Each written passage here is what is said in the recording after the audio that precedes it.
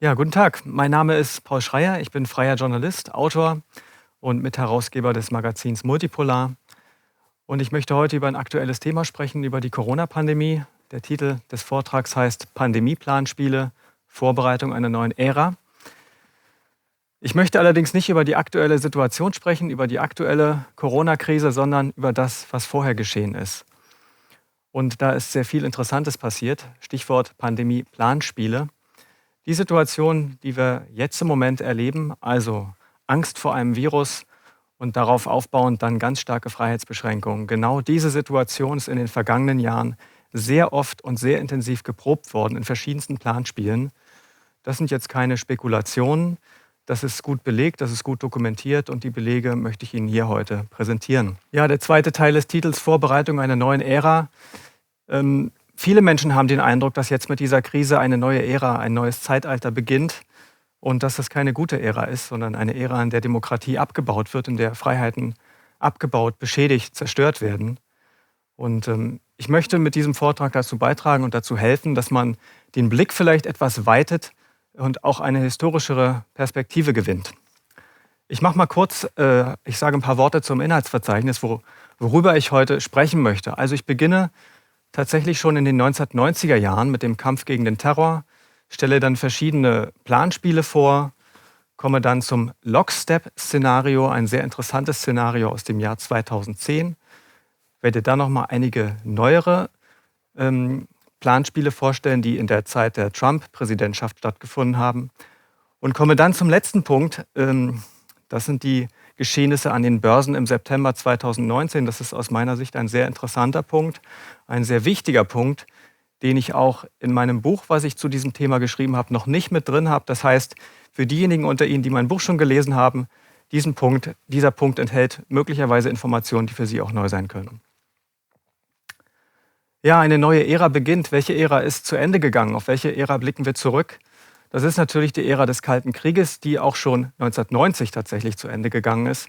Was war das für ein Zeitalter, um es nochmal kurz in die Erinnerung zu rücken? Also es war natürlich dieses Gegenübertreten von zwei großen Machtblöcken. Die Sowjetunion auf der einen Seite, die USA auf der anderen Seite und allgemeiner gesprochen im Grunde der Westen und der Ostblock standen sich gegenüber. Beide waren hochgerüstet mit Atomwaffen und bedrohten sich gegenseitig mit totaler Vernichtung. Das war die globale Situation von 1945 bis 1990. Das war eine Situation, die war geprägt von großer Angst, großer Unsicherheit, großer Bedrückung. Viele Menschen hatten Angst, dass ein Atomkrieg ausbrechen könnte. Das war ganz real. Die Menschheit stand mehrere Male kurz vor einem Ausbruch eines Atomkrieges 1962 in der Raketenkrise. Auch in den 80er Jahren gab es nochmal ganz brenzlige Situationen, wo nur mit viel Glück so ein Atomkrieg tatsächlich dann vermieden werden konnte oder aus Glück tatsächlich nicht ausgebrochen ist. So muss man es heute sagen. Also im Grunde, wenn man das mal in einen größeren geschichtlichen Rahmen einordnet, eine total verrückte Zeit, dieser Kalte Krieg, die Bedrohung so massiv und so existenziell. Und diese Zeit ging 1990 zu Ende, symbolisiert durch den Mauerfall in Berlin. Ein großes Aufatmen war überall in der Welt zu spüren. Die Sowjetunion zerfiel, es gab Glasnost und Perestroika. Das begann ja schon in den 80er Jahren, in der zweiten Hälfte der 80er Jahre, dass man Reformen im Ostblock angestoßen hat, dass die Menschen dort mehr Freiheiten bekommen haben. Und dieses Gefühl größerer Freiheit, dieses Gefühl des Aufatmens, dass eine Angst aufhört, ein Druck von den Menschen genommen wird, das ist im Grunde das Lebensgefühl ab 1990 gewesen, international, nicht überall auf der Welt natürlich, aber in vielen Teilen, besonders im Ostblock, aber auch insgesamt. Auf der Welt kann man das schon so sagen. Aber diese Zeit hat nicht überall nur für Freude gesorgt. Es gab auch Gruppen und einflussreiche Gruppen, die große Probleme damit hatten. Zum Beispiel das Militär und der gesamte Verteidigungskomplex. Denn für die brach in dieser Situation natürlich der Feind weg. Sie hatten keinen Feind mehr. Die Sowjetunion zerfiel. Und wie konnte man jetzt noch rechtfertigen, dass man solche riesigen Militärausgaben aufrechterhalten muss? Also hier im Bild ein amerikanischer Flugzeugträger ist ja so, man kann sagen, das Symbol schlechthin für den Sicherheitsstaat, für den Militärapparat, für die Machtausübung überall auf der Welt, diese Waffensysteme braucht man ja dafür, um überall auf der Welt Macht auszuüben. Wie konnte man das fortan noch rechtfertigen? Und ich habe da ein schönes Zitat gefunden, genau aus dieser Zeit, nämlich aus dem Jahr 1991 von Colin Powell, der ist damals der oberste Militär in den USA gewesen und damit auch der oberste militärische Berater des Präsidenten. Später wurde er dann Außenminister. Und er sagte 1991 in einem Zeitungsinterview, so ein bisschen mit einem sarkastischen Unterton, aber schon ernst gemeint: Mir gehen die Teufel aus, mir gehen die Schurken aus, mir bleiben nur noch Castro und Kim Il-sung. Und Castro war damals der Präsident von Kuba und Kim Il-sung der Präsident von Nordkorea, also einige der ganz wenigen verbliebenen kommunistischen Staaten auf der Welt, die aber natürlich als Feinde für die USA nicht ernsthaft herhalten konnten. Dazu waren diese Länder viel zu unbedeutend und militärisch viel zu schwach. Also wie konnten die USA ernsthaft nach 1990 noch sagen, wir brauchen ein starkes Militär? Wie sollen sie das tun? Und genau in diesem Kontext, genau in dieser Fragestellung begann in den 1990er Jahren der Kampf gegen den Terror. Es gab wirklich eine Zeitenwende, die ist auch personell symbolisiert durch den Übergang vom Präsident Bush, dem Älteren, zu Präsident Clinton. Bush hier links im Bild ist ja noch ein Vertreter des Kalten Kriegs, ein wirklicher kalter Krieger, der in den 70er Jahren Chef der CIA gewesen ist. Und dieser Übergang von Bush zu Clinton hat auch für viel Hoffnung gesorgt. Also Clinton war ein Hoffnungsträger. Er galt nicht als ein Falke, ganz und gar nicht. Er galt als ein moderner, weltoffener Mensch. Er wurde im Januar 1993 ins Amt eingeführt und nur wenige Wochen später ereignete sich ein sehr großer Terroranschlag auf das World Trade Center. Damals standen ja noch die Twin Towers, das ist ja die Zeit vor 9/11. Und dieser Bombenanschlag in der Tiefgarage des World Trade Center, hier ein Bild aus der Zeit im Februar 1993, war ganz massiv, zu dem Zeitpunkt der größte Terroranschlag in der Geschichte der USA. 700 Verletzte, also die Tiefgarage vollkommen verwüstet. Die Absicht war es, den Türme zu Fall zu bringen, was ja letztlich dann erst im Jahr 2001 gelungen ist. Hintermänner dieses Angriffs, dieses Bombenanschlags sollen Islamisten gewesen sein. Unmittelbar darauf, im Folgejahr, veröffentlichte Präsident Clinton eine nationale Sicherheitsstrategie. Das ist jetzt erstmal nicht so ungewöhnlich, das macht im Grunde fast jeder Präsident. Und er gab damit seine Leitlinie vor, wo er seine Schwerpunkte setzen will. Und ich will mal ein kurzes Zitat daraus bringen, weil das interessant ist. Clinton sagte: Der Kalte Krieg mag vorüber sein, doch die Notwendigkeit einer amerikanischen Führung im Ausland bleibt so stark wie schon immer. Es ist mir ein Anliegen, einen neuen öffentlichen Konsens zu schaffen, um unser aktives Engagement im Ausland aufrechtzuerhalten. Das ist ein bisschen Codesprache, also wir kennen das vielleicht. Aktives Engagement im Ausland heißt nichts anderes als Militäreinsätze oder Kriege im Ausland. Das ist einfach nur ein schönes Wort dafür. Aber interessant ist der Punkt, dass Clinton hier sagt, wir müssen einen Konsens schaffen, oder er möchte gerne einen öffentlichen Konsens dafür schaffen, dass wir weiterhin auf der Welt unser Militär überall einsetzen können. Das heißt, zu der Zeit gab es diesen Konsens nicht.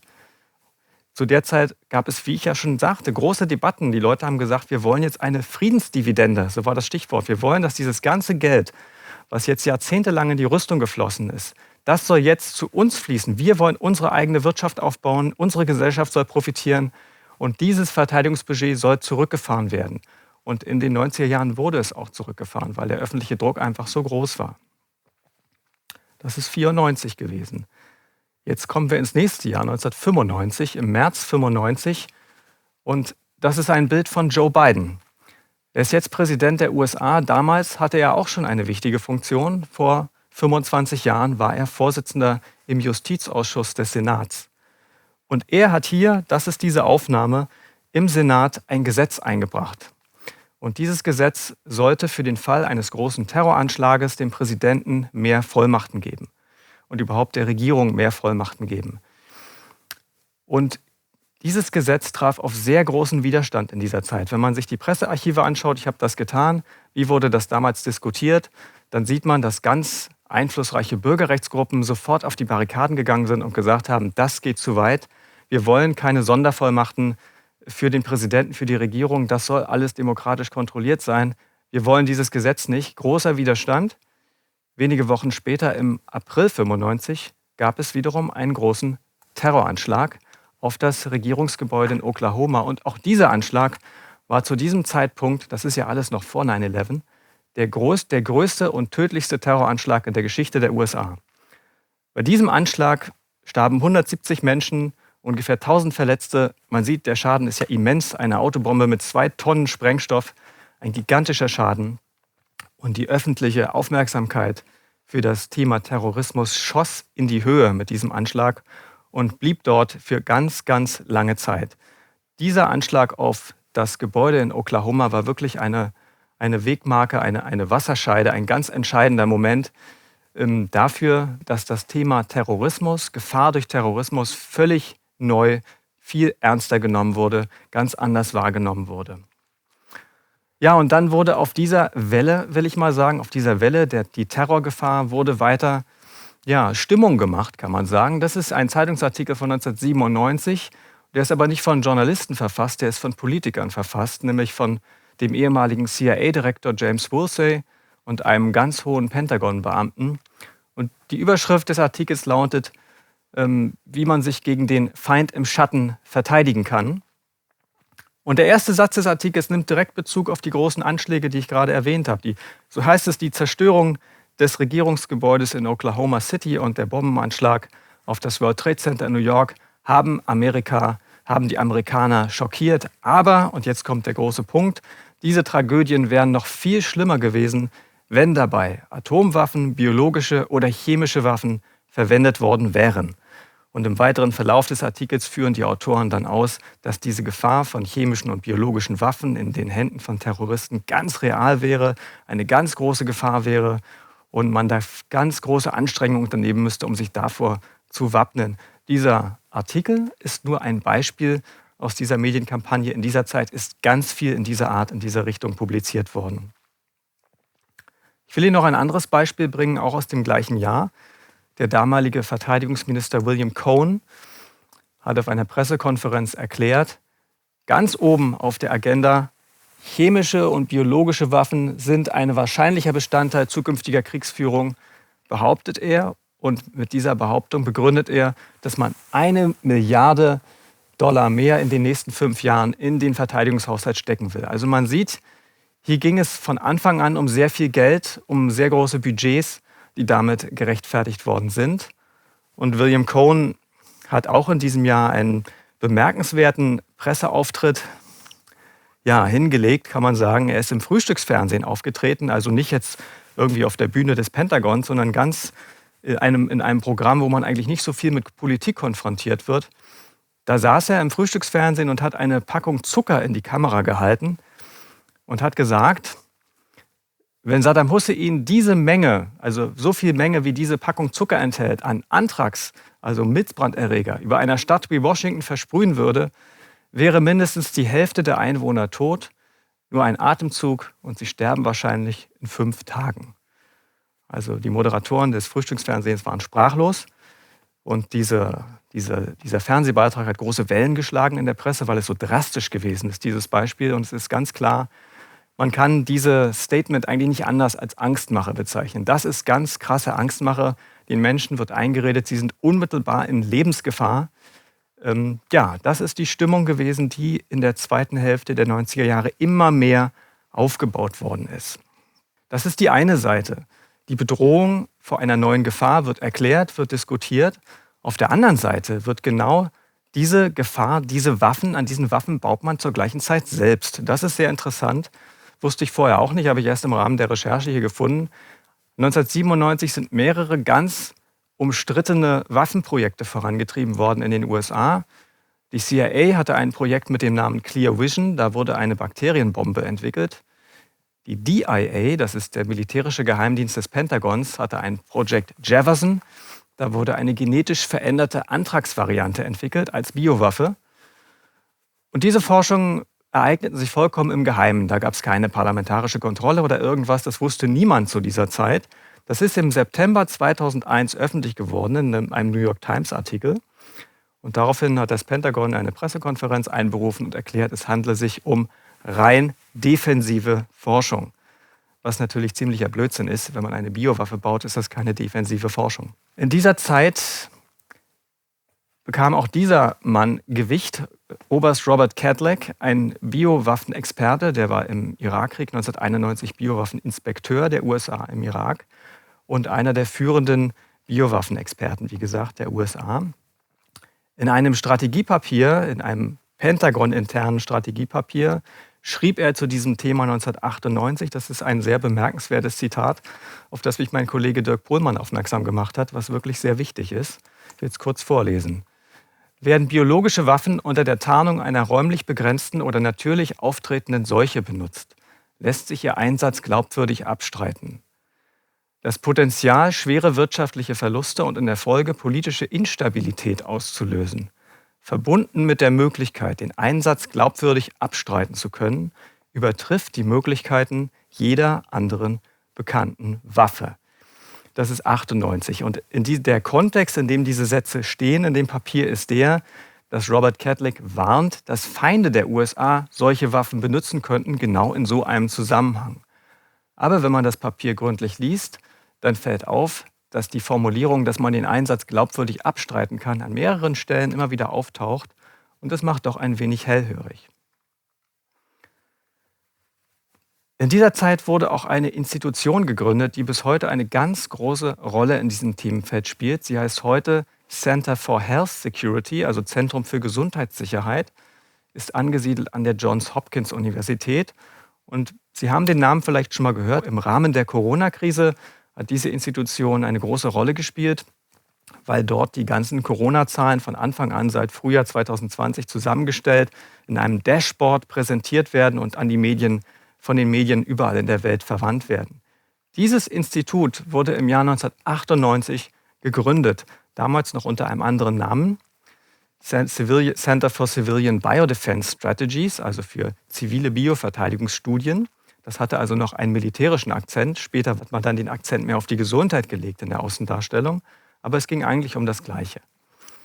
Und dieses Zentrum hat einige ganz wichtige und wesentliche Planspiele zu diesem Thema organisiert. Übungen, Katastrophenübungen, auf die ich im Folgenden ein bisschen näher eingehen möchte. Das ging los 1999, also das Institut gab es gerade ein Jahr, gegründet mit dem Geld einer reichen Milliardärsstiftung, der Sloan Foundation. Das ist Geld vom ehemaligen Chef des Konzerns General Motors, der ist schon lange tot. Aber seine Stiftungsverwalter haben da viele, viele Millionen in dieses Bioterror-Planspielfeld hineingegeben. Und 1999 gab es eine erste Konferenz, das ist ein ganz großes Ereignis gewesen. Viele hundert Teilnehmer aus 10 Ländern trafen sich in Arlington, also vor den Toren der Hauptstadt, zu einem nationalen Symposium zu Public Health, also öffentlicher Gesundheit und den Reaktionen auf Bioterrorismus. Wie geht man damit um, wenn irgendwo ein Anschlag kommt? Was kann man da machen? Wie müssen wir uns abstimmen? Und im Rahmen dieser Konferenz, das ist hier Februar 99, hier ist auch nochmal der Veranstalter Johns Hopkins Center for Civilian Biodefense Studies in Zusammenarbeit mit dem Gesundheitsministerium und verschiedenen wissenschaftlichen Vereinigungen. Im Rahmen dieser großen Konferenz fand auch das erste Mal eine solche Übung statt.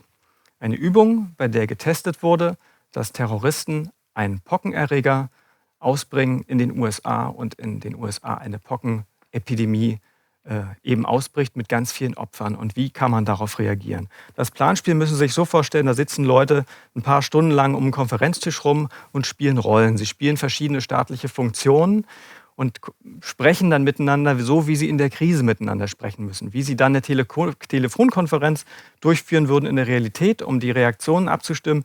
Diese Art von Konferenz spielt man dann durch. Wer sagt was, wer hat was zu entscheiden, wo entstehen Konflikte, wo entstehen Probleme. Im Abschlussbericht zu dieser Übung finden wir folgende Sätze. Wie weit kann die Polizei gehen, um Patienten in Quarantäne zu halten? Wir brauchen einen Konsens, wie mit den Impfungen verfahren werden soll. Hätte das Kriegsrecht verhängt werden müssen?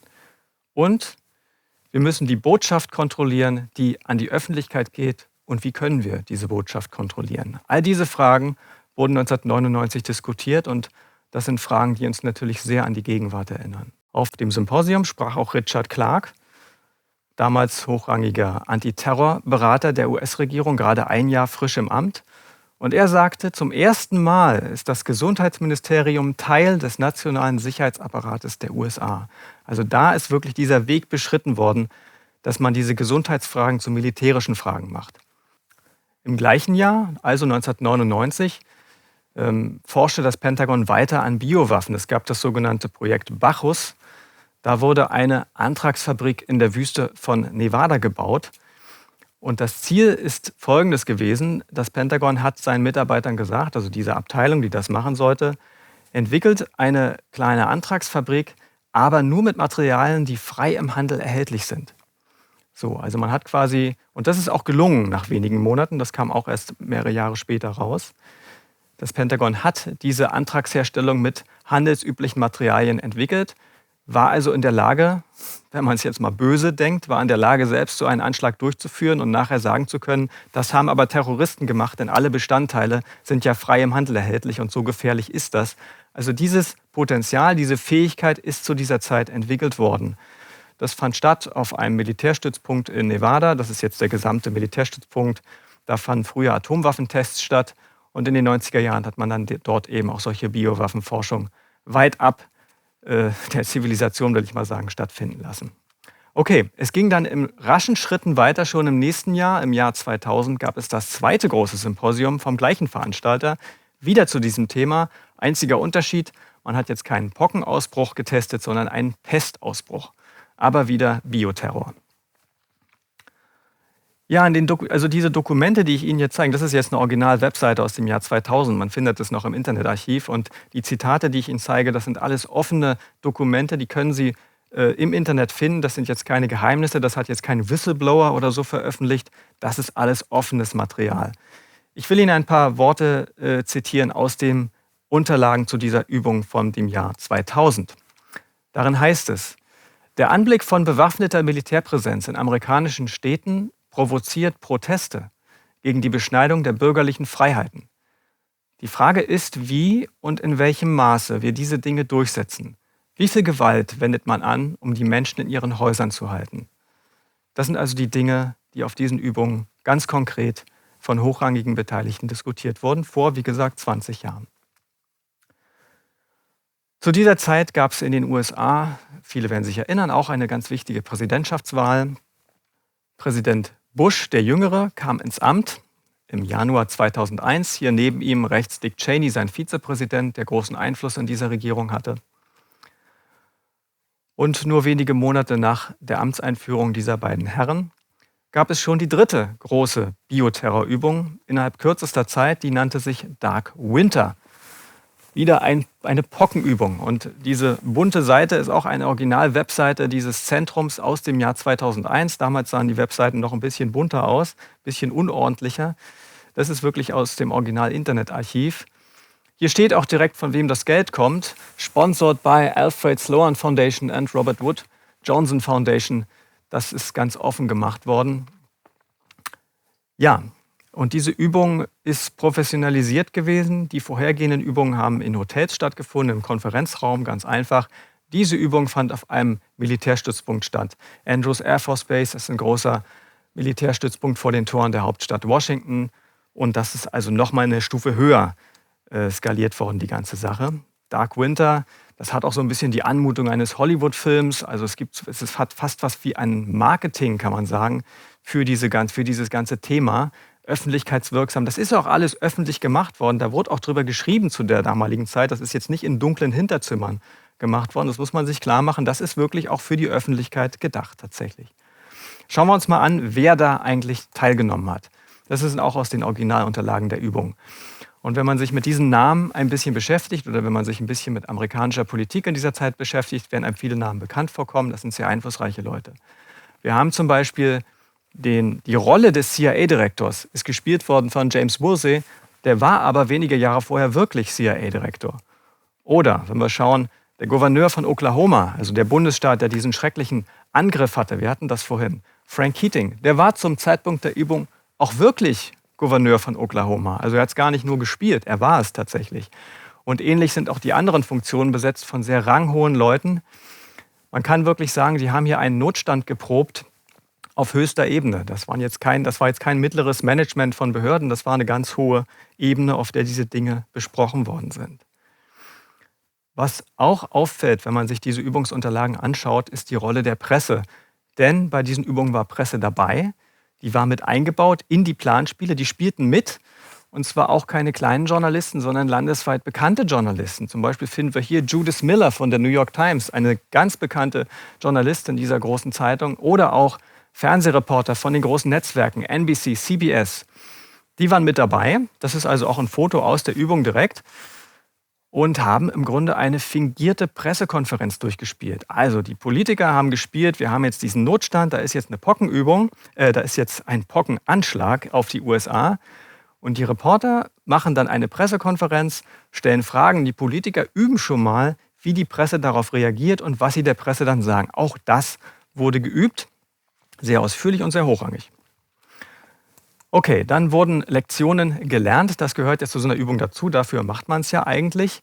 Und die Ergebnisse waren dann so, dass man gesagt hat, wir sind schlecht vorbereitet auf einen Biowaffenangriff, haben nicht genug Impfstoffe und gewaltsame Einschränkungen der Bürger sind wahrscheinlich die einzigen Werkzeuge, die verfügbar sind, wenn denn noch nicht genug Impfstoff da ist. Also wir müssen die Bürgerrechte einschränken. Das ist jetzt das Jahr 2001. Hier taucht auch wieder Robert Cadillac auf, den wir vorhin schon hatten, der dieses Strategiepapier für das Pentagon geschrieben hat und gesagt hat, dass man eine Biowaffe auch im Schatten einer realen Seuche einsetzen könnte und dass man das dann glaubwürdig abstreiten könnte. Und dieser Robert Cadillac nimmt hier als Biowaffenexperte an der Übung teil. Diese Aufnahme, die Sie hier sehen, das ist ein Fernsehbericht eines fiktiven Nachrichtensenders. Sie müssen sich vorstellen, die Leute sitzen da, machen diese Übung, dann hängt da ein großer Fernsehbildschirm und da werden fiktive Nachrichten eingespielt, die aber extra vorproduziert worden sind. Und da taucht dann der Experte Robert Cadillac auf und sagt, das Problem ist, wir haben nicht genug Impfstoff und das bedeutet, es könnte ein sehr dunkler Winter in Amerika werden. It could be a very dark winter in America und das ist ja auch der Titel der Übung, Dark Winter. Und wenn wir jetzt mal schauen, was ist aus Robert Cadillac später geworden? Er ist jetzt in der Corona-Krise im Jahr 2020 einer der wichtigsten Berater der US-Regierung, steht hier in der Mitte am Pult, neben ihm Mike Pence, Vizepräsident unter Trump. Und inzwischen ist ja Biden zum Präsident erklärt worden der USA und nur wenige Tage, nachdem die großen amerikanischen Fernsehsender ihn zum Präsidenten erklärt haben, hat er gesagt, Amerika drohe a very dark winter. Also die gleichen Worte, wirklich genau die gleichen Worte, das kann man jetzt für einen Zufall halten. Ich kann es natürlich jetzt auch nicht belegen, dass das mit der Übung zusammenhängt, aber der Verdacht liegt doch sehr nahe, dass diese Sprache eben auch aus diesen alten Vorplanungen übernommen worden ist. Zumindest ist es gleich. Zurück ins Jahr 2001. In den Unterlagen zur Übung hieß es, die Amerikaner können grundlegende Bürgerrechte wie das Versammlungsrecht oder die Reisefreiheit nicht länger für selbstverständlich nehmen. Ja, das war also die dritte Übung in ganz kurzer Zeit zu diesem Thema. Das war ganz stark in der Öffentlichkeit und nur wenige, das ist jetzt Juni 2001, dann gehen wir in den September, das sind die Anschläge von 9/11.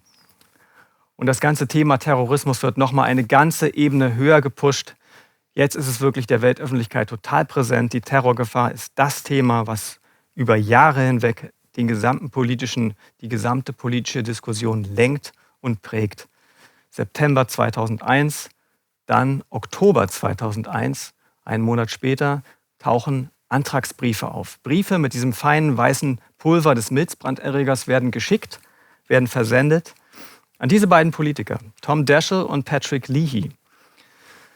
Tom Daschle war damals Mehrheitsführer im Senat und Patrick Leahy war Vorsitzender des Justizausschusses. Diese beiden Politiker hat in dieser Zeit verbunden, dass sie beide den Gesetzesänderungen, die nach dem 11. September 2001 beschlossen werden sollten, Stichwort Patriot Act, also Einschränkung von Bürgerrechten, Machtausweitung für die Regierung, Kompetenzausweitung für die Geheimdienste, diese ganzen Gesetzesmaßnahmen, die in dieser Zeit auf den Weg gebracht worden sind, da waren sie dagegen. Sie haben sich auf die Seite der Bürgerrechte gestellt und haben gesagt, diese Ausweitung können wir so pauschal nicht durchgehen lassen. Wir müssen das im Einzelfall diskutieren, wir müssen das genau abwägen. Und in dieser Situation haben diese beiden Antragsbriefe bekommen, deren Urheberschaft bis heute eigentlich strittig ist, muss man sagen. Am Anfang hieß es, das kommt von Bin Laden, das kommt von Al-Qaida, das kommt vom Irak. Das ließ sich alles nicht belegen. Letztlich hieß es dann, die Briefe wären von einem verwirrten Wissenschaftler der eigenen amerikanischen Biowaffenforschung gekommen. Auch das ließ sich nicht wirklich belegen. Ganz viele verschiedene Geschichten kursieren im Raum. Faktisch sind diese Anschläge bis heute nicht aufgeklärt.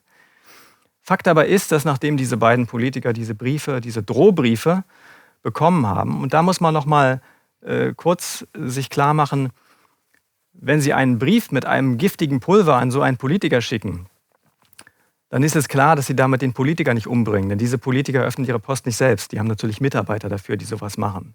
Das heißt, Wer das auch immer gemacht hat, wollte die beiden nicht umbringen. Dann hätte er andere Mittel und Wege gefunden, sondern er wollte sie bedrohen. Er wollte ihnen ein Signal senden, hier ist eine rote Linie, wie auch immer, wer auch immer der Urheber dieser Briefe ist. Diese beiden Politiker sollten bedroht werden und in Angst versetzt werden. Und wie auch immer sie dazu gestanden haben, das weiß ich nicht. Aber Fakt ist, unmittelbar nachdem sie diese Briefe bekommen haben, haben sie ihren Widerstand aufgegeben und die Gesetze wurden so verabschiedet. Mit diesen Antragsbriefen wurde dann etwas sehr Interessantes begründet. Im November 2001, also wieder ganz kurze Zeit später, wurde eine neue internationale Organisation gegründet auf Initiative der amerikanischen Regierung. Die nannte sich Global Health Security Initiative, also Initiative für globale Gesundheitssicherheit. Und begründet wurde das damit, dass man gesagt hat, diese Antragsbriefe, das war damals das große Weltthema, die können überall zuschlagen. Jede Regierung ist bedroht. Der Irak oder Saddam Hussein oder Osama bin Laden könnten dieses hochgiftige Pulver an jeden von ihnen verschicken. Wir müssen uns jetzt zusammentun, international, alle Staaten und gemeinsam dagegen vorgehen. Da hat man diese Initiative gegründet. Die Teilnehmerstaaten sind hier durch die Flaggen symbolisiert da unten. Also das ist Kanada, Europäische Union, Frankreich, Deutschland, Italien, Japan, Mexiko, Großbritannien, USA und als technischer Berater auch die WHO mit dabei. November 2001 gegründet. Diese Gruppe ist im Grunde die G8, also die einflussreichsten Industriestaaten des Westens, ergänzt um Mexiko und die Europäische Union halt als Extraakteur. Die haben sich dann fortan regelmäßig getroffen auf ganz hoher Ebene, entweder die Gesundheitsminister der Staaten persönlich oder ganz hochrangige Stellvertreter von ihnen und haben über dieses Thema Bioterrorismus dann gesprochen und sich koordiniert. Nur ein Jahr später ist man einen weiteren ganz wichtigen Schritt gegangen, 2002. Man hat nämlich festgestellt, dass es große Gemeinsamkeiten in der Notfallplanung gibt für Bioterror und für eine Grippepandemie. Das heißt, man hat fortan ab 2002 immer für beides geprobt und sich auf beides vorbereitet. Also man brauchte nicht mehr unbedingt einen Terroranschlag als Gefahr, sondern man hat gesagt, naja, so ein Virus kann ja auch einfach so sich verbreiten und auch das ist genauso gefährlich, auch darauf müssen wir uns vorbereiten. Dieses ganze Thema Pandemievorbereitung, im Englischen heißt es Pandemic Preparedness, also Alarmbereitschaft für Pandemien, das begann auf internationaler Ebene durch diese Institution im Jahr 2002. Man hat dann eine technische Arbeitsgruppe gebildet zur Grippepandemie, die von USA und England geleitet worden ist. Und dann begannen Übungen, die nicht mehr nur in den USA stattgefunden haben, sondern die international koordiniert waren. Die erste von diesen Übungen war 2003 die Übung Global Mercury. Das ist eine Grafik aus den Übungsunterlagen, habe ich von der Webseite des RKI. Und da sieht man die Mitspieler in dieser Grafik. Also hier steht direkt The Players, Europäische Kommission, Frankreich, Deutschland, Italien, Japan, Mexiko, Großbritannien, USA, die WHO, Kanada. Das sind die Spieler und oben drüber gibt es einen Direktor und einen Übungsplaner, die das Drehbuch geschrieben haben für die Übung und unten wird halt gespielt. Da hat eben auch Deutschland teilgenommen, vertreten durch das RKI. Das ist eine sehr aufwendige Übung gewesen, über mehrere Tage. Viele hundert Leute waren daran beteiligt und haben das eben durchgespielt. Von dieser Art Übungen gab es eine ganze Reihe in dieser Zeit. Sehr wichtig war im Jahr 2005 die Übung Atlantic Storm. In der Mitte am Rednerpult hier Madeleine Albright, die ehemalige Außenministerin der USA, hat bei dieser Übung die Rolle des Präsidenten gespielt. In den Unterlagen zu dieser Übung können wir lesen, wie sollten nationale Führungskräfte über Grenzschließung oder Quarantäne bestimmen? Wenn Maßnahmen zur Einschränkung der Bewegungsfreiheit ergriffen werden, wie lange müssten sie aufrechterhalten werden? Wie würden sie international koordiniert? Und wie würde die Entscheidung getroffen werden, sie aufzuheben? Also im Grunde genau die Art Fragen, die jetzt im Moment im Jahr 2020 überall auf der Welt diskutiert werden, sind auf dieser Übung schon sehr ernsthaft und auf sehr hoher Ebene miteinander besprochen worden. Ich zeige Ihnen mal, wer daran teilgenommen hat. Unter anderem 2 Politiker aus Frankreich und Deutschland. Bernard Kouchner, links und rechts Werner Hoyer. Der Bernard Kouchner, der ist ehemaliger französischer Gesundheitsminister gewesen. Später wurde er Außenminister, also Teil der Regierung. Und zu dem Zeitpunkt, als die Übung stattfand, war er gerade im Gespräch als nächster Kandidat für den Direktorenposten der WHO. Also zu der Zeit eine ganz wichtige Person in diesem Bereich. Rechts neben ihm, und er spielte die Rolle des französischen Staatspräsidenten. Rechts neben ihm Werner Heuer ist ein FDP-Politiker, der war Staatsminister im Auswärtigen Amt und spielte die Rolle des deutschen Bundeskanzlers. Die saßen da um einen Tisch aus allen diesen Ländern und spielten das durch. Und es sind halt Leute gewesen, die tatsächlich Regierungsverantwortung auch schon getragen haben.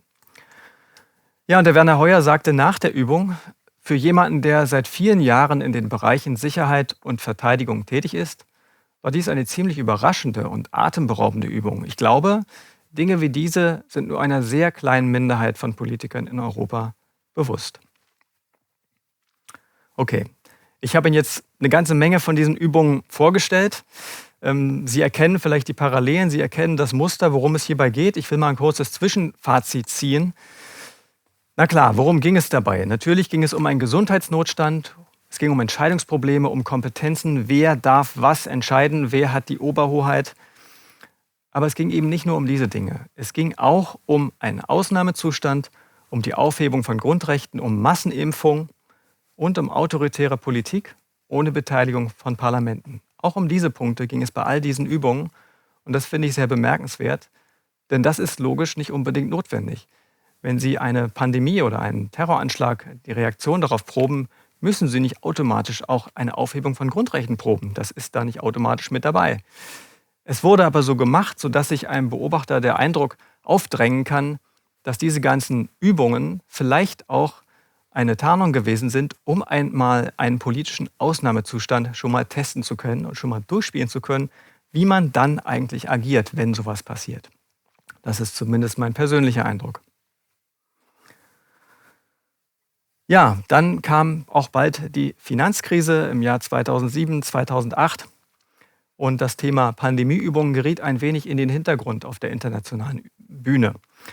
2009, als die Finanzkrise gerade so durchbrach auf die Weltwirtschaft, kam dann die Schweinegrippe-Pandemie um die Ecke, sage ich mal lax. Und im Frühjahr 2009, als das gerade losging mit dieser Schweinegrippe-Geschichte und noch niemand so richtig wusste, was daraus wird, da hat sich dieser Herr dazu geäußert. Das ist Jacques Attali, den kennt vielleicht auch nicht jeder. In Frankreich ist er allerdings sehr bekannt. Er ist ein Präsidentenberater. Er war lange ein ganz wichtiger Berater für Präsident François Mitterrand. Er hat die G8-Treffen für Mitterrand vorbereitet als sogenannter Sherpa, also jemand, der ganz nah an der Macht dran gewesen ist, für lange Zeit. Ein Vordenker der Eliten in Frankreich. Und auch jemand, der zum Beispiel, wie ich aus der Frankfurter Allgemeinen gelernt habe, dem jetzigen Präsidenten Emmanuel Macron zum Aufstieg verholfen hat. Er sagt selbst von sich, er hat Macron entdeckt. Und das ist auch relativ glaubwürdig, wenn man sich anschaut, wie gut Jacques Attali in den französischen Eliten vernetzt ist. Er sagte Anfang 2009 in einem Medienbeitrag in der Presse, das können Sie heute auch noch aufrufen, zum Thema Schweinegrippe. Die Geschichte lehrt uns, dass sich die Menschheit nur dann signifikant weiterentwickelt, wenn sie wirklich Angst hat. Die beginnende Pandemie könnte eine dieser strukturierenden Ängste auslösen. Dann werden wir viel schneller, als es allein aus wirtschaftlichen Gründen möglich gewesen wäre, die Grundlagen für eine echte Weltregierung schaffen können. Ich will es gar nicht weiter kommentieren, das sind einfach seine Aussagen aus dieser Zeit. Ich finde das sehr bemerkenswert. In der Regel werden solche Aussagen ja mit dem Rubrum Verschwörungstheorie bezeichnet, aber das ist real. Das ist eine reale Aussage von einem Mann, der großen Einfluss hat. Und er hat es 2009 geäußert. Ungefähr zu dieser Zeit, ein Jahr später, im Jahr 2010, ist in den USA eine Studie veröffentlicht worden, die auch so ein bisschen in diese Richtung geht. Das sogenannte Lockstep-Szenario ist ein Teil dieser Studie. Ich will es mal kurz vorstellen, damit Sie ein bisschen wissen, worum es geht. Die Studie selbst ist diese, das ist der Titel, Szenarien für die Zukunft von Technologie und internationaler Entwicklung. Das klingt jetzt ein bisschen langweilig, bürokratischer Titel, unspektakulär, da erwartet man jetzt nicht, da große Neuigkeiten zu erfahren auf den ersten Blick. Die Studie wurde entwickelt mit Geld der Rockefeller Foundation, unten ist das Logo abgebildet. Die Rockefeller Stiftung ist eine der mächtigsten und reichsten Stiftungen der Welt. Der Name geht zurück auf den Stifter. David Rockefeller war vor 100 Jahren tatsächlich auch der reichste Mann der Welt. Die Stiftung hat heute noch großen Einfluss in vielen Bereichen. Und diese Studie aus dem Jahr 2010 hat das Thema Planspiel auf eine ganz neue Ebene gehoben. Man hat nicht mehr nur irgendwie gesagt, was passiert, wenn dies passiert, wenn das passiert, sondern man hat vier globale Zukunftsszenarien entwickelt. In welche Richtungen könnte sich die Welt in den nächsten Jahren entwickeln? Ganz allgemein gesprochen. Und man hat 4 Richtungen definiert. Und eine dieser Möglichkeiten, die man da skizziert hat, einfach mal um so ein bisschen out of the box, wie man so im Managerkreisen sagt, also mal ein bisschen über den Tellerrand zu schauen, zu gucken. Eine dieser Richtungen nannte sich Lockstep. Und Lockstep heißt Gleichschritt. Und in diesem Szenario, vor 10 Jahren geschrieben, kommen folgende Dinge vor. Also eine Influenza-Pandemie breitet sich über die ganze Welt aus und führt zu globaler Panik. China wird in der Panik zum Vorbild mit seinem restriktiven Vorgehen. Es wird überall eine Maskenpflicht eingeführt, überall auf der Welt. Autoritäre Kontrolle wird ausgeübt und bleibt auch nach Ende der Pandemie noch bestehen. Die Bürger geben bereitwillig ihre Freiheit auf und breiter Widerstand entsteht erst nach über 10 Jahren. Das ist das Szenario aus dem Jahr 2010. Und das ist schon sehr seltsam, wenn man das jetzt im Jahr 2020 liest, denn das ist die Realität, die wir jetzt zurzeit erleben. Wenn man die Studie liest, dann findet man dort die Formulierung, das Ziel sei, eine neue strategische Debatte unter Entscheidungsträgern auszulösen. Wir wissen nicht, oder ich weiß nicht, wer mit wem über dieses Szenario damals gesprochen hat, in welchen Kreisen das zirkuliert ist. Kann man nicht sagen, dazu habe ich keine Daten, aber es existiert. Die Studie ist aufrufbar und sie ist mit Geld von einer sehr mächtigen Stiftung finanziert worden. Also man kann schon davon ausgehen, dass die Studie damals schon ein paar Leute gelesen haben, die Einfluss haben. Ja, dieses ganze Thema Notfallübung, Pandemieübung nahm neue Fahrt auf ab 2017. Was war 2017? Es gab einen neuen Präsidenten in den USA, Donald Trump. Und ich stelle das hier in einen Zusammenhang, weil mir dieser Zusammenhang sehr naheliegend erscheint. Also Januar 2017, Trump wird ins Amt eingeführt. Hier ein Bild aus dem Oval Office im Weißen Haus. In der Mitte der Schreibtisch des Präsidenten. Links Barack Obama, scheidender Präsident, zeigt also Donald Trump das erste Mal das Oval Office. Ja, und alle werden sich noch erinnern, da ging wirklich ein Schock durch die Medien überall auf der Welt. Trump ist Präsident, wie kann das sein? Niemand hat es vorhergesagt. Alle haben es für unmöglich gehalten, dass sowas passieren könnte, dass so ein Außenseiter mit so krassen Aussagen, der sich so gar nicht danach schert, was der Mainstream sagt, dass so jemand Präsident wird, hat also Schockwellen um den Globus gesendet. Es gibt ja dann diese großen internationalen Konferenzen, die immer jedes Jahr stattfinden, in Davos im Januar, Münchner Sicherheitskonferenz im Februar. Und in diesem Jahr 2017 wurde bei diesen Konferenzen eigentlich über nichts anderes geredet als über den neuen US-Präsidenten. Was bedeutet das jetzt für das Weltsystem, für den Welthandel, fürs Finanzsystem, für die internationale Diplomatie? Kann es überhaupt noch so weitergehen? Auf der Münchner Sicherheitskonferenz im Februar 2017 ist John McCain aufgetreten und er hat gesagt, ich weigere mich, den Untergang unserer Weltordnung zu akzeptieren. John McCain hat damals noch gelebt, ist ja einer der militärischen Falken und Hardliner in den USA gewesen, mit großem Einfluss in der internationalen Diplomatie. Und seine Rede hat großen Beifall gefunden auf dieser Konferenz, wo sich Militärs und Diplomaten der westlichen Welt, der NATO, treffen jedes Jahr. Und wenn man sich nochmal die Dokumente anguckt, die Artikel anguckt, aus dieser Zeit der Konferenz, dann wird deutlich, dass damals wirklich ganz viel auf der Kippe gestanden hat und in diesen Elitekreisen man sich große Sorgen gemacht hat, ob die NATO in dieser Form überhaupt noch weiter bestehen kann, ob die jetzt zerfällt, ob die durch Trump das alles auseinanderfliegt. Und in diesem Zusammenhang ist eben dieser Satz gefallen. McCain sagt, ich weigere mich, den Untergang unserer Weltordnung zu akzeptieren und erhält einen Riesenbeifall von den Kollegen aus der westlichen Welt. Am nächsten Tag auf der gleichen Konferenz tritt Bill Gates auf und hält auch eine Rede. Und er sagt, wir ignorieren die Verbindung zwischen Gesundheitssicherheit und internationaler Sicherheit auf eigene Gefahr. Und er sagt, ein Biowaffenangriff wird kommen, ist nur eine Frage der Zeit. Wir müssen darauf vorbereitet sein. Wir müssen uns auf Epidemien so vorbereiten, wie das Militär auf einen Krieg. Und unmittelbar darauf geht das mit diesen internationalen Pandemieübungen nochmal richtig los. Das Übungsgeschehen startet neu. Wir sind jetzt im Jahr 2017, im Mai 2017 in Berlin. Findet das erste Mal in der Geschichte ein Treffen der G20-Gesundheitsminister statt. Also G20 sind die 20 reichsten, mächtigsten Industriestaaten der Welt. Da ist also auch China und Indien und Brasilien mit dabei und dazu noch die ganzen europäischen Industriestaaten. Und das erste Mal haben sich hier eben die Gesundheitsminister gezielt getroffen, um eben dieser Bioterrorgefahr, dieser Pandemiegefahr, sich gemeinsam ihr zu stellen, sich vorzubereiten.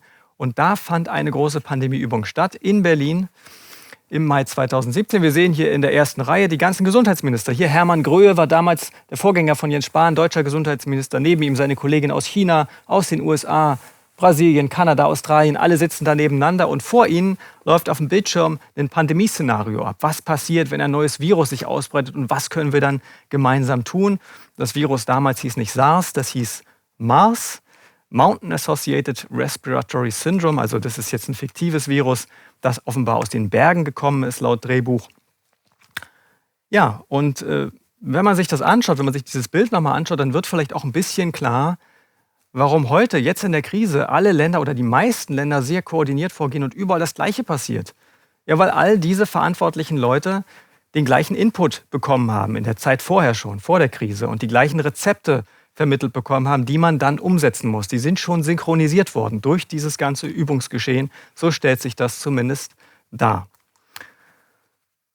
Wir bleiben im Jahr 2017, sind jetzt im August 2017 und Hermann Gröhe, der Gesundheitsminister, stellt in diesem Monat ein Beratergremium vor. Ein internationales Beratergremium, was die deutsche Gesundheitspolitik beraten soll mit Blick auf die globale. Also Deutschland soll eine globale Gesundheitspolitik machen, soll da vorangehen und diese Herren und Damen sollen die Regierung beraten dabei. Da fällt natürlich ins Auge gleich in der Mitte, den kennen wir alle, Christian Drosten ist also Mitglied dieses Beratergremiums. Links neben ihm Ilona Kickbusch, eine Akademikerin aus Deutschland, die also zu diesem Thema Pandemiegefahr und so weiter auch viel geforscht hat, die bei der WHO eine Rolle gespielt hat. Dann hier Jörg Hacker, das ist der ehemalige Präsident des RKI, hier eine Dame aus Afrika, WHO-Regionaldirektorin von Afrika. Aber entscheidend sind aus meiner Sicht die beiden Herren ganz außen, links und rechts. Denn die spielen in einer ganz anderen Liga, wenn man sich das mal anschaut. Wir haben links Jeremy Farrar vom Wellcome Trust. Das ist eine britische Stiftung, die über 25 Milliarden Dollar verfügt. Das ist eine unglaublich einflussreiche Stiftung im Feld Gesundheitspolitik. Also vom Geldvolumen sind die einflussreicher als die Rockefeller Stiftung, als die Stiftung von George Soros. Die haben also mehr Geld und er ist in der internationalen Gesundheitspolitik extrem gut vernetzt. Ganz rechts, das ist Christopher Elias von der Gates Foundation. Und die Gates Foundation ist ja nun noch mal eine Nummer größer. Die haben nicht 25 Milliarden, die haben 50 Milliarden und sind noch besser vernetzt und spielen in der internationalen Gesundheitspolitik also eine führende Rolle in der Welt, kann man sicher ohne Übertreibung sagen. Diese beiden Herren sind ab 2017 Berater der deutschen Bundesregierung. An einem Tisch mit Christian Drosten und dem Gesundheitsminister. Sollte man vielleicht schon mal gehört haben.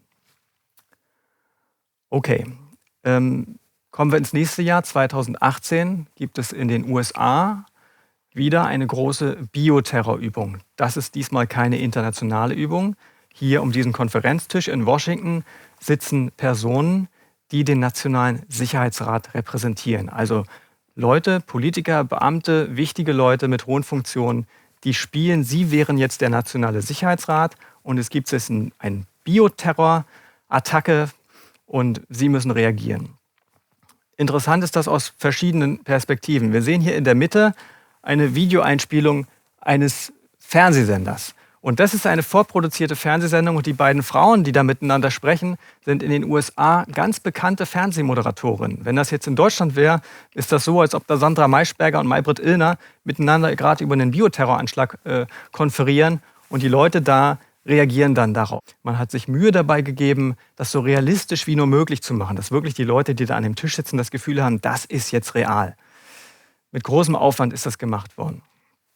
Okay, bei dieser Übung ging es darum, dass eine fiktive, hochrangige, elitäre Sekte in einem Biolabor in Zürich einen fiesen Virus entwickelt hat, den sich dann zirkulieren hat lassen auf der Welt, eine Pandemie entsteht. Und das Ziel dieser Sekte soll es gewesen sein, die Weltbevölkerung zu reduzieren. Also ein ganz dämonisches Ziel.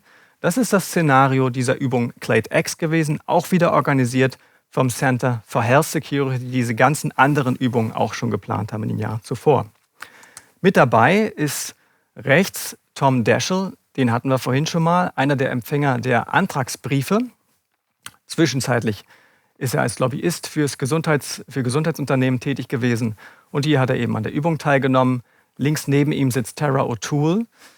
Das ist eine Biosecurity-Expertin, die sehr viele Drehbücher für diese Übung geschrieben hat. Also zum Beispiel für die Übung Dark Winter vorhin hat sie das Drehbuch geschrieben. Sie sitzt hier auch mit am Tisch. Sie hat später eine wichtige Funktion in der Regierung gespielt. Und ist eine Schlüsselperson in dieser ganzen Szene tatsächlich. Jetzt sind wir also schon sehr nah an der Gegenwart. Und bevor ich Ihnen etwas über die letzte Übung, Event 201, erzähle, im Oktober 2019, möchte ich nochmal ein ganz anderes Fass aufmachen, weil ich denke, dass es in diesen Kontext gehört. In den Kontext, sich die Frage zu stellen, warum begann diese ganze Corona-Pandemie im Januar 2020? Man kann natürlich sagen, naja, da tauchte das Virus halt auf, wenn wir in der offiziellen Erklärung bleiben. Und dann nahm das eben seinen Lauf. Es ist eben schicksalhaft so passiert. Wenn man jetzt unterstellt, dass das nicht so schicksalhaft passiert ist, sondern dass das von einigen Kreisen gelenkt worden ist als Gedankenspiel, dann ist es vielleicht nicht uninteressant, sich klarzumachen, was im September 2019 passiert ist. Da hat sich nämlich ein sehr großes Beben an den Börsen ereignet. Ich hatte davon fast nichts mitbekommen. Ich hatte das damals nur ganz am Rande als kleine Meldung wahrgenommen, aber nicht weiter verfolgt und erst jetzt für diesen Vortrag mir das mal näher angeschaut. Wie ich vorhin schon eingangs sagte, in meinem Buch habe ich dieses Thema auch noch nicht drin. Um Ihnen zu vermitteln, was da wirklich passiert ist, will ich Ihnen einfach mal einen kurzen Zeitungsbericht dazu zeigen, der das ganz gut zusammenfasst. Das ist ein Artikel aus der Zeit, der ist im Oktober 2019 erschienen und da heißt es Kurzschluss im Finanzsystem. Die US-Notenbank will mit Milliarden Dollar einen Totalausfall am Geldmarkt verhindern. Wie kritisch ist die Lage? Ich lese Ihnen mal die wichtigsten Infos aus dem Artikel vor, damit Sie verstehen, was da los war. Die Krise kam über Nacht, Banken drohte das Geld auszugehen. Notenbanker pumpten hunderte Milliarden Dollar in den Geldmarkt, bloß um das Schlimmste zu verhindern. Das alles klingt nach dem Höhepunkt der Weltfinanzkrise vor 11 Jahren, doch tatsächlich beschreibt es den Montag vorletzter Woche, also September 2019. Da stand ein wichtiger Teil des Weltfinanzsystems kurz vor dem Zusammenbruch und die Öffentlichkeit bemerkte so gut wie nichts. In der Nacht zum 17. September schoss ein bestimmter Zinssatz ohne Vorwarnung nach oben. Der Satz, der für Banken gilt, die sich kurzfristig etwas leihen wollen. Normalerweise werden Banken dort für etwa 2% Zinsen mit Cash versorgt. Aber plötzlich kostete Cash dort 10%. Das letzte Mal, dass die Notenbanker am Repomarkt, so heißt dieser Finanzplatz, eingreifen mussten, war nach dem Untergang der Investmentbank Lehman Brothers 2008. Die Schieflage der Investmentbank löste damals einen Notstand in diesem Teil des Finanzsystems aus, was fast zum Kollaps der Weltwirtschaft geführt hätte. Ich fand das sehr interessant, finde das immer noch sehr interessant und habe versucht, das mal zu überprüfen und mir die Zahlen anzuschauen. Bin auf die Website der Federal Reserve gegangen, also der amerikanischen Notenbank. Und da findet man folgende Grafik. Für alle, die sich jetzt mit Finanzwesen und Zahlen nicht so auskennen, nicht erschrecken. Diese Grafik ist kein Zauberwerk, nicht so kompliziert, wie es auf den ersten Blick aussieht. Ich will es Ihnen kurz versuchen zu erklären. Die Grafik zeigt die Balance Sheet, also die Bilanzsumme der Notenbank. Das könnte man so übersetzen. Die Grafik zeigt, mit wie viel Geld sich die Notenbank an der Wirtschaft der USA beteiligt. Also, wie viel Staatsanleihen gibt sie, wie viel Staatsanleihen kauft sie auf, wie viel Unternehmensanleihen kauft sie auch auf. Das bedeutet, die Notenbank schöpft Geld, bringt es in den Markt, um auszugleichen, dass Banken sich selbst kein Geld mehr leihen, weil sie das Vertrauen verloren haben. Das ist also das, was passiert. Man könnte das ein bisschen als, vereinfacht gesagt, als Fieberkurve der amerikanischen Wirtschaft auch bezeichnen. Das ist es tatsächlich. Wir fangen mal links an. 2008, vor der Finanzkrise, hatte die Federal Reserve eine Bilanzsumme von ungefähr einer Billion, also 1000 Milliarden US-Dollar. Das verdoppelte sich in wenigen Wochen im Herbst 2008. Ja, warum verdoppelte sich das? Weil die Banken sich untereinander kein Geld mehr geliehen haben. Das Vertrauen war weg. Und da muss die Notenbank einspringen, denn sonst kollabiert das System. Das ist passiert. Was interessant ist, dass das nicht zurückgefahren wurde, sondern das Niveau blieb gleich in den nächsten Jahren. 2010, 11 wurde es erhöht, 12, 13, 14 wurde es weiter erhöht. Und dann gab es eine Plateauphase von 2015 bis Ende 2017 mit einer sehr hohen Plateauphase, 4 Billionen, also der vierfache Wert von vor der Krise. Und wenn man sich das jetzt mit dem Abstand von heute mal anschaut, dann sieht man, diese Blase war gigantisch. Und es ist klar, dass man eine so große Blase nicht ewig aufrechterhalten kann. Irgendwann muss man die Luft ablassen oder sie platzt. Und genau das hat die amerikanische Notenbank Ende 2017 versucht. Sie hat entschieden, langsam und gezielt kontinuierlich Luft aus dieser Blase abzulassen, Vermögenswerte zu verkaufen und damit Geld wieder zu löschen aus dem System. Und das ging 2 Jahre lang gut. Von Ende 2017 bis Ende 2019. Und wir zoomen da mal näher ran. Da sieht man es nochmal, wie kontinuierlich, also Monat für Monat, versucht hat die Notenbank, Luft aus der Blase abzulassen. Und die Märkte haben mitgespielt, die Investoren haben das akzeptiert. Und im September 2019 ist irgendwas passiert. Ich weiß nicht was, ich kann es Ihnen nicht sagen. Aber Fakt ist, das Vertrauen an diesem Finanzmarkt, an dem Repo-Markt ist zusammengebrochen im September 2019. Und das bedeutete und das führte dazu, dass die Notenbank ihren Kurs total ändern musste. Was sie 2 Jahre lang gemacht hat, musste sie komplett umkehren. Sie musste wieder zukaufen. Das ist also ein Schock gewesen für diese Bank. Und man sieht, dieser Anstieg hier, der hat überhaupt nichts mit Corona zu tun. Das hier ist der Januar 2020. Das ist der Anstieg im Schatten von Corona im März. Aber das hier, Oktober, November, Dezember 19, hat nichts mit der Corona-Krise zu tun. Es ist aber die gleiche Bewegung, die sich später nur noch verschärft hat. Wenn man das jetzt mal zuvorderst möchte ich Ihnen noch einen Bericht zeigen aus dem Januar 2020, also auch noch bevor Corona das große Medienthema wurde, vom 16. Januar. Da hat der Handelsblatt-Journalist Norbert Hering zu diesem Anstieg einen Artikel gemacht und darin schreibt er: Die FED begründete ihr Eingreifen wenig überzeugend mit einer temporären eigenen Fehlkalkulation. Man dürfe keinesfalls schließen, dass die Banken sich gegenseitig nicht mehr trauen. Die angebliche Fehlkalkulation ist offenbar ziemlich hartnäckig. 4 Monate später gibt es die Notfallkredite immer noch in ungebremster Höhe und ein Ende ist nicht absehbar. Die Namen der Empfänger der Kredite hält die FED geheim, damit diese nicht den Ruf der Bedürftigkeit bekommen. Vielleicht befindet sich der von den Notenbanken befeuerte Finanzmarktboom in der Endphase vor dem Zusammenbruch. Ich will das mal in einen größeren zeitlichen Kontext stellen. Ich habe mir eine Grafik rausgesucht, der Bilanzsumme der Federal Reserve, die nicht nur 10 Jahre zurückgeht, sondern 100 Jahre zurückgeht. So lange gibt es diese Bank ja schon. Das ist diese Kurve. Da sehen Sie im Grunde, mit welchem Anteil die Notenbank an der Wirtschaft der USA beteiligt ist. Und wir sehen, das ist hier 2008 die Finanzkrise. Ein solches Ausmaß hat es zuletzt in der Weltwirtschaftskrise 1930 gegeben. Werte bis zum Zweiten Weltkrieg wurde nach dem Zweiten Weltkrieg langsam zurückgefahren. Auf dieser Ebene, dieser Schwere bewegen wir uns bei der Finanzkrise von 2008 und auch bei der Krise, die im September 2019 neu ausgebrochen ist. Das ist die Dimension, in der wir uns da befinden, finanzpolitisch. Im Oktober 2019 fand die nächste Übung statt, Event 201. Das ist der Ort, das Hotel, in dem diese Übung stattfand. Das ist ein Edelhotel in Manhattan an der Fifth Avenue, die wir hier sehen. Das ist der Central Park darüber. Und wenn man die Straße hier ein Stück weiter geht, ein paar Blocks weiter ist der Trump Tower. Das ist also hier die teuerste Straße von Manhattan. Und dieses Hotel ist 1930 mitten in der Wirtschaftskrise eröffnet worden mit dem Geld von großen Wall-Street-Banken. Und die Architektur dieses Dachgeschosses ist angelehnt an die Schlosskapelle von Versailles, also dieser barocke Prunk von Ludwig XIV. In diesem Prunk wollten die Wall-Street-Banker, die das da finanziert haben, eben auch gern leben und haben sich auch so ein bisschen auf diesem Level gesehen. Das Hotel gibt es bis heute. Und genau dort in New York fand diese Übung statt, Event 201, wo tatsächlich eine Coronavirus-Pandemie geprobt worden ist. Ich will Ihnen mal kurz sagen, wer hier an dem Tisch sitzt, dass man einen Eindruck bekommt, welche Personen hier also geprobt haben. Das ist der Moderator von dem Zentrum for Health Security. Neben ihm sitzt der Christopher Elias. Den hatten wir vorhin, der ist von der Gates Foundation und ist ja nun Berater der Bundesregierung gewesen, wie wir vorhin erfahren haben. Rechts neben ihm sitzt der Chef der amerikanischen Seuchenschutzbehörde. Das ist der Chef der chinesischen Seuchenschutzbehörde, die haben auch an dieser Übung teilgenommen.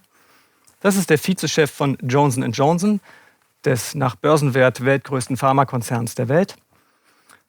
Das ist die ehemalige Vizepräsidentin der CIA, die hat auch in dieser Runde gesessen. Und der Herr hier vorne ist der Präsident der PR-Agentur Edelmann. Das ist die größte PR-Agentur der Welt.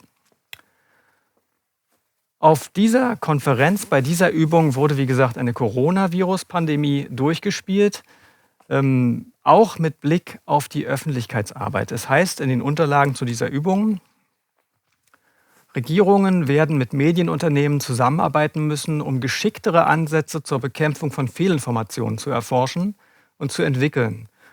Dazu muss die Fähigkeit entwickelt werden, die Medien mit schnellen, genauen und konsistenten Informationen zu überfluten. Die Medienunternehmen ihrerseits sollten sich verpflichten, dafür zu sorgen, dass amtlichen Botschaften Vorrang eingeräumt wird und dass falsche Botschaften unterdrückt werden, auch mit Hilfe von Technologie. Und das ist ja im Grunde genau das, was jetzt gerade passiert. Hier nochmal ein anderes Bild auf diese Konferenz. Wir sehen hier die Organisatorin, das ist die Direktorin des Center for Health Security, Anita Cicero. Sie ist eine Anwältin. Sie hat, bevor sie für dieses Institut gearbeitet hat, für eine große Anwaltskanzlei als Pharmalobbyistin gearbeitet. Sie hatte 300 Anwälte unter sich.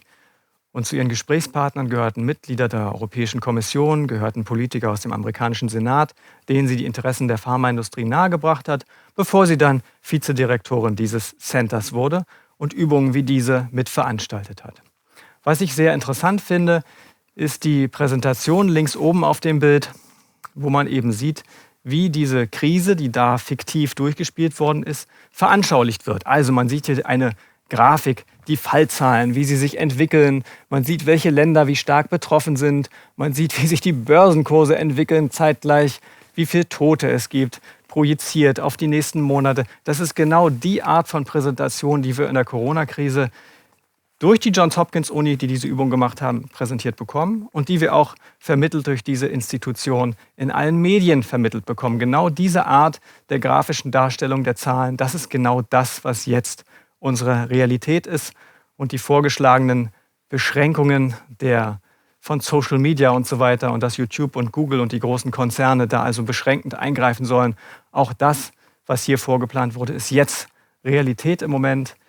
Und ich denke, all diese Informationen zusammengenommen sind ein wichtiger Hintergrund, um sich eine Meinung zu bilden, was hier im Moment eigentlich gerade passiert.